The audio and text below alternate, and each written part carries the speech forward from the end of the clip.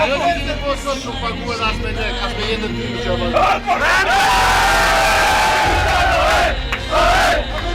Shkruar nga Roza Blika.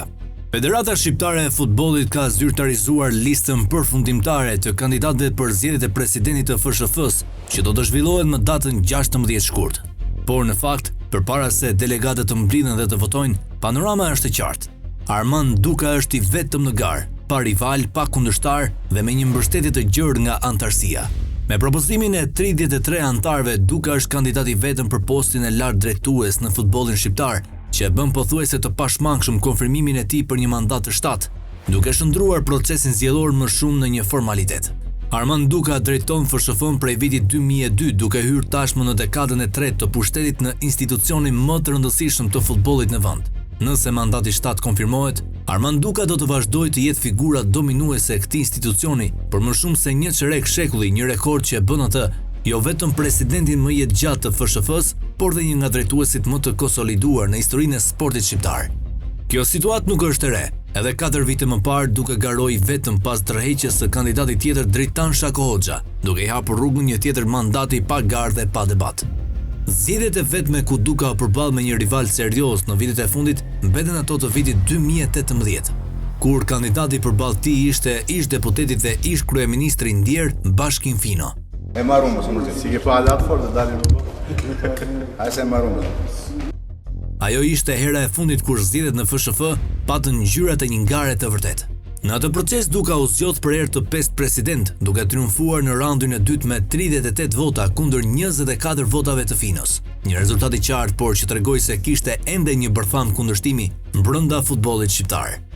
Viti 2026 ishte viti zgjedhor për FSHF-n dhe mandati i ri do të jetë 4 vjeçar, por të paktën deri në këtë fazë, futbolli shqiptar po shkon drejt një tjetër cikli ku kryetari zgjidhet pa garë. Deri më tani, askush nuk ka shprehur interesin për të kandiduar përballë Dukës.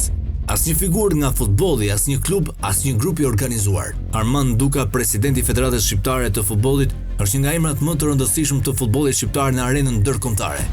Pasi mban dhe postin e zëvendës presidentit të UEFA-s, Duka është zgjedhur në këtë rol në prill të vitit 2025 gjatë punimeve të Kongresit të UEFA-s, duke shënuar një moment historik për përfaqësimin e Shqipërisë në strukturat më të larta drejtuese të futbollit evropian.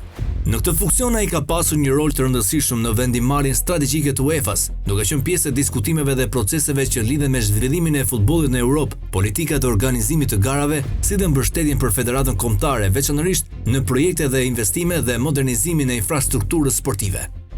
Arritja më e madhe sportive mbetet kualifikimi historik në Euro 2016, ku Shqipëria arriti për herë të parë të luante në një kampionat evropian dhe shënoi fitoren e parë ndaj Rumanisë, duke futur vendin në hartën e futbollit evropian. Më pas ky sukses u fillua edhe me pjesëmarrjen e dytë të viteve 2024 në Gjermani.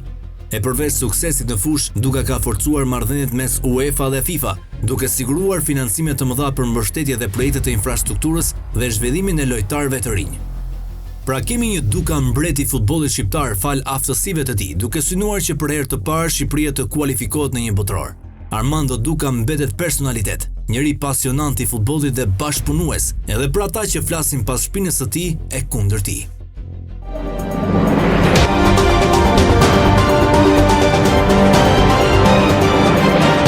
Editoriali Koha Jon.